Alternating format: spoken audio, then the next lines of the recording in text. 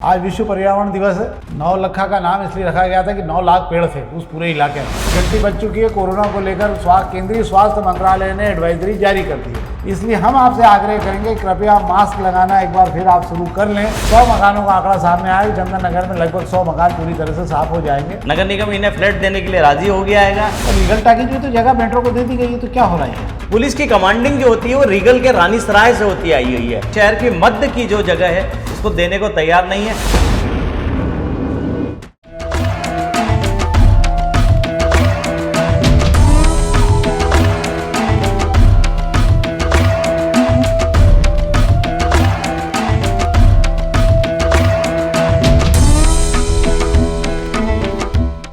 नमस्कार।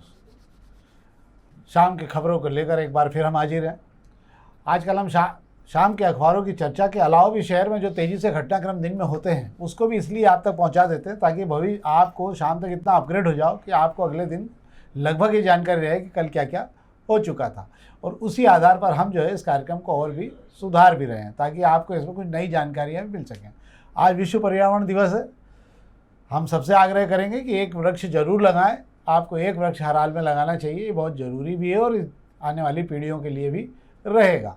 तो हम चाहेंगे कि आप लगाएं। आज अखबार पूरे विश्व पर्यावरण दिवस पर सबने अपने अपने प्रयास किए हैं, तो हम चाहेंगे कि आप जो है इस मामले को देखें और आप भी प्रयास करें। तो हम सीधे खबरों पर शुरू करते हैं। आप कुछ बोलना चाह रहे हो? मैं सिर्फ पर्यावरण दिवस पर इतना ही कहना चाह रहा हूँ कि इस शहर में जिसमें अहिल्या के शहर में हम लोग रहते हैं, यहाँ जो हमने पिछले साल गर्मी का आलम देखा हैगा उससे ये तय हो गया था कि हमें पौधों की ज़रूरत है। जिस तरीके से पौधों को काट काट के कंक्रीट का जंगल इस शहर को बना दिया गया है, अब हमें इसकी चिंता करनी होगी। अभी हमारे शहर का इंदौर ज़िले का ग्रीन एरिया जो है 9% ही हैगा, इसे हमें 18% ले जाना है। इसके लिए सबको मिलकर मेहनत करनी पड़ेगी। कुछ लोग सिर्फ जो है दिखावे के लिए पौधे लगाते हैं, पर हमें दिखावे पे नहीं जाना है। हमें पौधों को लगाना है, उसकी चिंता करनी है, उसके बड़ा करने का संकल्प भी लेना होगा।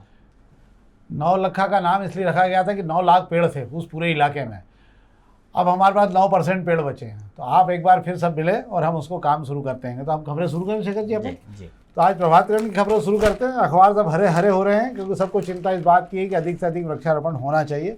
और आज बहुत सारे लोगों की जानकारियाँ ऐसी भी हैं जो मैं आपको देना चाहता हूँ, जिसमें लोगों ने वृक्षारोपण को लेकर जुनून बना लिया और लोग जुनून बना के काम नौकरी भी छोड़ दी, किसी ने जान की परवाह नहीं की और इस प्रकार से लोग जो है लग गए। इसमें राजन सिंह जी का नाम है। प्रभात किरण जो स्टोरी दी गई उसमें मुकेश वर्मा जी का नाम है, जिन्होंने पेड़ कटते या उनके जो आसपास ग्रिल लगी रहती है जिसके कारण झाड़ बढ़ नहीं पाता उसको काटा, बचाने की कोशिश की। और एक जुनून है किसी को भी, और ये होना चाहिए। आपके जीवन में भी आपको होना चाहिए, कम से कम 3 से 4 झाड़ लगाने का मामला जरूर होना चाहिए। क्या शेखर जी? बिल्कुल सही है। हरियाली को लेकर तो जुनून होना ही चाहिए, क्योंकि पेड़ पौधे जो है हमारे जीवन का वो अंग है कि हमारे की तरह वो भी सांस लेते हैं, हमारी तरह वह भी बढ़ते हैं, फलते फूलते हैं। तो हम जिस तरीके से अपने आप को अपडेट रखते हैं उसी तरह पेड़ पौधों की भी चिंता करनी है, उन्हें अपडेट रखना है, उन्हें किसी चीज़ की तकलीफ नहीं देना है। जिस तरीके से हमारे शरीर पे कोई घाव लगता है तो हमें दर्द होता है, वैसे पेड़ों को भी होता है। इसलिए ये जो कहानी प्रभात किरण में आज दी गई है, ये 2 लोगों की कहानी दी गई है। ऐसे शहर में और भी कई लोग हैं जो इस शहर की हरियाली की चिंता करते हैं, पर फिर भी उनकी संख्या कम है। खबरें इसीलिए इस दिन खास दिन बनाई जाती है, आप लोगों के लिए रखी जाती है कि आप लोग भी इनके जैसा कुछ ना कुछ थोड़ा करें, भले ही पर करें जरूर। एक और जानकारी मैं आपको देता हूँ, ये जानकारी दैनिक दोपहर से दे रहा हूँ मैं आपको। ये खबर ग्राम सगड़ोद है। यहाँ आबादी 6000 है और 6000 आबादी में हर मकान के आगे एक झाड़ लगाया गया है और 4000 से ज़्यादा यहाँ पेड़ लग चुके हैं और सब बड़े हो चुके हैं इस गांव में। ये देपालपुर में आता है। ये एक बड़ा काम इन लोगों ने किया गांव के लोग, और पूरे गांव में टेम्परेचर भी नीचे और इतना ठंडा है वहाँ पे। लोग बता रहे हैं कि एक नया प्रयास किया लोगों ने। मुझे लगता है जब गाँव में लोग कर सकते हैं तो शहर में भी एक झाड़ लगाने का अभियान तो शुरू होना चाहिए। प्रधानमंत्री जी ने भी आज एक पेड़ माँ के नाम अभियान शुरू किया है।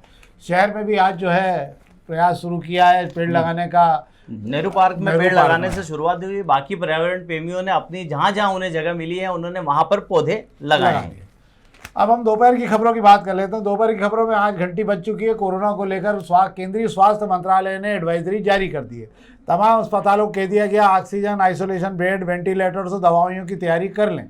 इसके साथ ही मॉक ड्रिल भी वापस शुरू कर दी जाए। अस्पतालों को लेकर ऑक्सीजन की सारी व्यवस्था देख ली जाए। ये संकेत दे रहा, डरने के लिए नहीं, पर यह संकेत दे रहा है कि आपको अलर्ट हो जाना चाहिए, बीमारी बहुत तेजी से फैल रही है। अभी हालत ये है कि 22 से ज़्यादा 27 राज्यों में कोरोना फैलना शुरू हो चुका है, लोगों का मरना शुरू हो चुका है, कॉन्टैक्ट ट्रेसिंग की व्यवस्था भी चालू हो चुकी है। इसलिए हम आपसे आग्रह करेंगे कृपया मास्क लगाना एक बार फिर आप शुरू कर लें। किसी भी चीज़ से बचने के लिए अपने आप को आप तैयारी कर लें। एक और खबर मैं आपको पहले पेज की बता दे रहा हूँ। जातीय जनगणना का जो है आज शुरू हो रही है, जो इस साल से अप्रैल से शुरू हो गई है। इसका अंतिम रिजल्ट आएगा 2029 में। कब? जब लोकसभा के चुनाव हो चुके रहेंगे, तब तक इसका आगे कुछ नहीं होगा। इसके कारण सीटों का परिसीमन नहीं हो पाएगा। अगला चुनाव आपको इन्हीं सीटों के आधार पर होगा, ना महिला आरक्षण हो पाएगा, क्योंकि जब तक परिसीमन नहीं होगा महिला आरक्षण नहीं होगा। इसलिए सारी चीज़ें रुकी रहेगी और जब तक कई राज्यों के चुनाव भी निपट चुके रहेंगे। तो आप ये मान के 29 छोड़ दीजिए, अब आप 35 के लगभग चुनाव में किसी बात को लेकर बात कर सकते हैं। एक खबर ये थी जिस पर हमने आपसे बात की। एक खबर पर और मैं आपसे बात कर लेता हूँ जो बहुत ज़रूरी खबर है कि शहर भर में हाई टेंशन लाइनों के नीचे बने मकानों को लेकर बिजली कंपनी और नगर निगम ने अभियान चालू किया है, क्योंकि बहुत सारे लोगों की दुर्घटना में मामले हाई टेंशन लाइनों को लेकर आ रहे हैं। इन सब लोगों को नोटिस जारी किए गए और उनको अलर्ट किया जा रहा है। अभी कुल मिला के 861 नोटिस जारी किए गए, जिसमें राऊ, जेतुरा, आज़ाद नगर, सफीद नगर, वैभव नगर, खंडवा रोड, मछली फार्म, हरिओम नगर, इन सब जगहों पर जो है नोटिस जारी कर दिए गए, जो इन हाई टेंशन लाइन के नीचे मकान बनाकर रह रहेंगे। ऊपर की मंजिल कम करने को लेकर भी इसमें प्रावधान हो सकता है। तो ये तो थी दोपहर की खबरें जिस पर हमने बात की। अब अग्निबाण खबरों की बात कर ले रहे हैं। अग्निबाण खबरों में आज खबर है, कल भी हमने आपसे बात की चंदन नगर को लेकर। चंदन नगर का निपटारा होने लगा है और हम कल भी आपसे ये बात कर रहे थे कितने मकान पूरे जाएंगे। 100 मकानों का आंकड़ा सामने आया कि चंदन नगर में लगभग 100 मकान पूरी तरह से साफ हो जाएंगे और उसके लिए निशान लग चुके हैं। कामकाज कब से शुरू होगा? कामकाज तो मुझे लगता है बारिश के बाद ही शुरू होगा। अभी तो सिर्फ सेंट्रल लाइन डालने के बाद में जो है मकानों पर लाल निशान लगाए गए हैं कि कौन किस मकान की कितनी सीमा जो है सड़क की जद में आ रही है। अभी कल सुबह भी निशान लगाए गए थे और अभी एक ही दिन निशान लगे। अभी कुछ और मकानों पर निशान लगना बाकी है। मैं आपको बता दूं कि पश्चिमी रिंग रोड की जो सड़क है वो नगर निगम नहीं बना पाया है। उसकी एवज में एक नया रास्ता बनाने की कोशिश की जा रही है, जो चंदन चौराहे से चंदन नगर नंदन नगर होते हुए कालानी नगर चौराहे को मिलेगी। ये सड़क 60 फुट चौड़ी होगी और इस सड़क को जो बड़ी विचित्र सी वो है कि ये सड़क चंदन नगर में 60 फीट चौड़ी होगी। आगे जाके जब वो कालानी नगर रोड पर मिलेगी तो वो 80 से 100 फीट चौड़ी सड़क हो जाएगी। पर ये इस सड़क के बनने से जो पश्चिमी इलाके में बात कर लूँ मैं, अन्नपूर्णा तरफ, राजेंद्र नगर तरफ का या सुदामा नगर तरफ के लोग रहते हैं, उन्हें एयरपोर्ट आने जाने में एक बड़ी सुविधा मिल जाएगी। बात कर रहे हैं 100 मकानों पर निशान लग गए हैं। 100 मकान अभी तक निशान लग चुके हैं, इसलिए तय हो गए हैं कि ये पूरी तरीके से जाने वाले हैं। अब इन मकान मालिकों को शिफ्ट करना है। नगर निगम इन्हें फ्लैट देने के लिए राजी हो गया है। एक मकान में अगर 2 या 3 परिवार रह रहे हैं तो उन्हें अलग अलग फ्लैट दिया जाएगा। और चूंकि ये तय है कि वहाँ जो मकान बने हैं, छोटे छोटे मकान बने हैं, उसमें 2-2, 3-3 परिवार रह रहे हैं, 2-2 भाइयों के परिवार रह रहे हैं, उनके लिए एक अच्छी खबर ये है कि सभी परिवारों को एक एक फ्लैट अलग अलग दिया जाएगा। चलिए, ये अच्छा है। इससे कम से कम आपस का तनाव भी नहीं होगा और एक राजी खुशी काम आगे बढ़ जाएगा।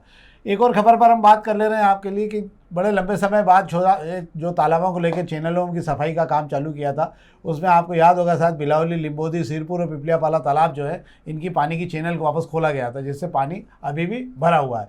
पर इस बार जो है एक नए तालाब को लेकर, छोटा मंगलदा के तालाब को खूबसूरत बनाने को लेकर तैयारी की गई है।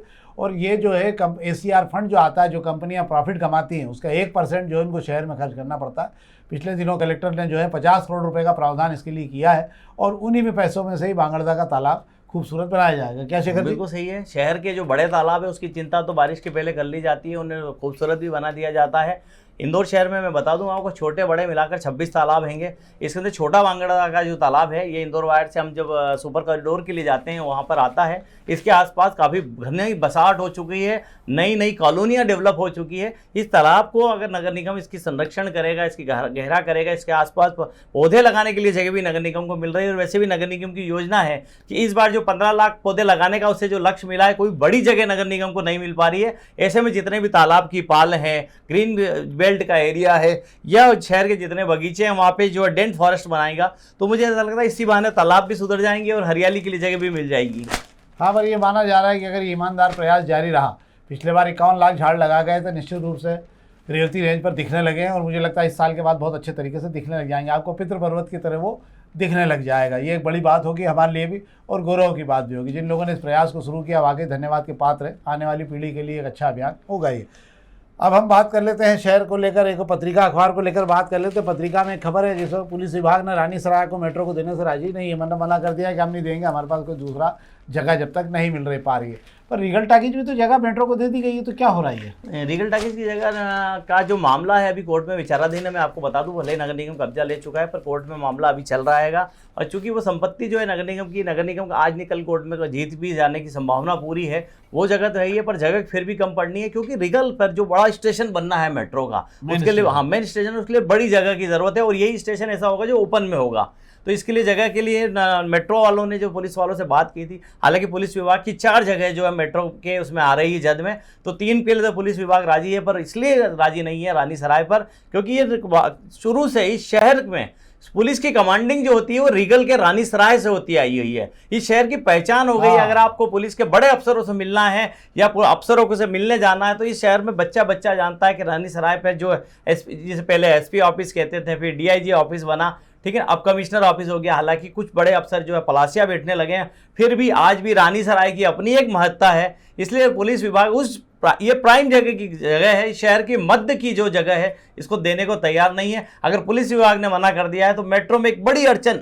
जो मुझे लगता है स्टेशन को लेकर आने वाली दिख रही है। तो ये तो थी अखबारी खबरें जिस पे हमने आपसे बात की। अब शहर को लेकर चर्चा कर लेते हैं कुछ आपसे। आज कांग्रेस और भाजपा दोनों जगह पे अभियान था। आज कांग्रेस के कार्यालय पर भी बड़ी चहल पहल थी, तो भाजपा कार्यालय पर भी थी। कांग्रेस में आज शहर अध्यक्ष को लेकर जो है रायशुमारी चालू हुई है, और तमाम वे लोग जो कभी कार्यालय पर दिखते नहीं थे या कांग्रेस के कार्यालय के आसपास भी भटकते नहीं दिखते थे, आज सब वहाँ पर मनुहार करते दिख रहेंगे। और लोगों को देखने को लग रहा है कि क्योंकि कांग्रेस में कार्यकर्ता, कल भी शेखर जी ने कहा था, कांग्रेस में कार्यकर्ता कोई नहीं रहना चाहता, सब नेता बनना चाहते हैं।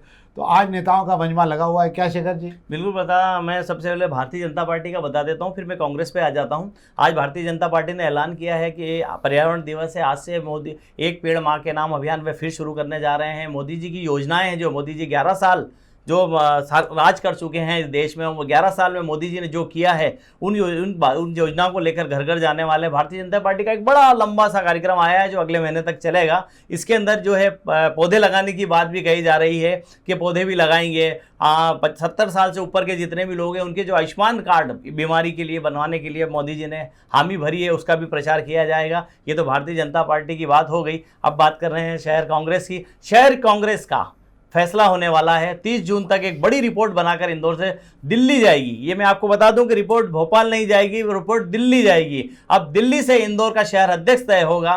कल जो इसके प्रभारी बनाकर पर्यवेक्षक भेजे गए हैं इंदौर में, गुरजीत सिंह ओरला ने आज बैठक लेना शुरू कर दी है। एक एक विधानसभा के नेताओं को बुलाकर रायशुमारी कर रहे हैं, सबसे बात कर रहे हैं। और यहाँ आप जाके देखेंगे तो ऐसा लगता है कि जैसे कोई चुनाव की वोटिंग होती है तो बाहर जो उम्मीदवार खड़े रहते हैं लाइन से और हाथ जोड़ जोड़ के जो लोग जाते हैं उनसे मनोहार जो करते हैं, वैसा ही माहौल आज कांग्रेस दफ्तर में दिखाई दे रहा है। क्योंकि जैसा कि आपने कहा कि आज कांग्रेस दफ्तर में हलचल है। आज कार्यकर्ताओं की पूछ परख हो गई है बहुत लंबे समय बाद, क्योंकि जिन्हें अध्यक्ष बनना है उनकी वोटिंग पावर जो है वे तो कार्यकर्ता ही हैं। और जिन कार्यकर्ताओं के पास अभी तक बड़े नेताओं के फ़ोन नहीं जाते थे, आज सबके फ़ोन गनगना गए हैं कि आना है आपको और नाम देना है। वो तो पर ये मुझे लग रहा है कि शहर अध्यक्ष की खिचड़ी जो है, इनकी शहर अध्यक्ष की खिचड़ी पकने वाली दिख रही है मुझे। 1 नंबर विधानसभा से दीपू यादव तैयारी कर रहे हैं, उनके अलावा कोई बड़ा नेता वहाँ बचा नहीं है। इसलिए वहाँ जितने भी कार्यकर्ता हैं वे दीपू यादव का नाम पहले नंबर पर रख रहे हैं। 2 नंबर में एक नया दाव हो गया है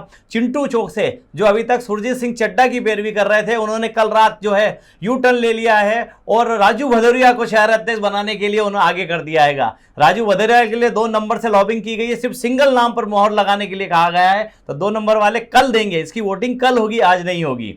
अभी बात कर लेते हैं 3 नंबर में अश्विन जोशी अपने आप में एक पावरफुल नेता है और शहर अध्यक्ष की दौड़ में है। उनकी अपनी टीम है 3 नंबर में। हालांकि जो पिंटू की टीम है वो किसके साथ जाएगी ये देखना होगा। यहाँ पर सुरजीत को थोड़ी मदद होती हुई मुझे लगता है कि लग रही है कि सुरजीत का दूसरे नंबर पे तो नाम कम से कम यहाँ के रायशुमारी में जाएगा। 4 नंबर में सुरजीत चड्डा को कोई दिक्कत नहीं है। 4 नंबर में संगठन उनके आसपास ही चलता है और कोई नेता ऐसा बचा भी नहीं है उनके अलावा जो उनके नाम का विरोध करे। 5 नंबर की दिलचस्प कहानी है कि सत्तू पटेल के साथ में अमन बजाज हैं। अमन बजाज को सत्तू पटेल शहर अध्यक्ष बनवाना चाहते हैं, उनकी सपोर्ट है। पर दिक्कत सत्तू पटेल के साथ एक और है कि जिले में उनके भाई ने दावेदारी कर रही की राधेश्याम पटेल ने।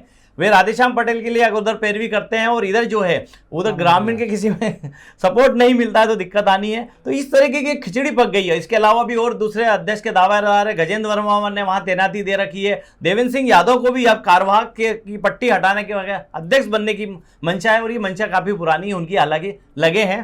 तो आज मैंने जो बीजेपी कांग्रेस दफ्तर पर देखा है कि दावेदार बाहर खड़े हैं, जो जिन लोगों के साथ में जो पर्यवेक्षक बात कर रहे हैं 1 to 1, उनके अंदर जाने से पहले हाथ जोड़ के मनवार हो रही है कि मेरे नाम की पैरवी कर देना। तो एक बड़ा दिलचस्प सा माहौल कांग्रेस दफ्तर में आज मुझे दिखाई दिया है। वाह, परिणाम तो जून के बाद ही आएंगे, जो भी होना होगा अंतिम फैसला दिल्ली से ही होना आएगा और ज़मीनी हकीकत तो सबको पता लगी जाएगी किसकी क्या है। पर नाम देखते हैं किसके कांग्रेस में फाइनल होंगे। जो भी होगा, कांग्रेस की अगली हालत और अगले चुनाव की तैयारियां उसी को करना है और उसको मजबूत भी किया जाएगा, राहुल गांधी ने भी कहा था। तो ये तो थी आज की खबरें और ये थी हमारी राजनीतिक चर्चा जिस पर हमने आपसे बात की। हम आपसे आग्रह करेंगे कि इस कार्यक्रम को आप अधिक से अधिक लोगों तक पहुंचाएं और अधिक से अधिक लाइक करें इस कार्यक्रम को, ताकि अगर आप लाइक करेंगे तो हमें इसका मनोबल बढ़ेगा हमारा और हम इस कार्यक्रम को और बेहतर तरीके से बना पाएंगे। बहुत बहुत धन्यवाद।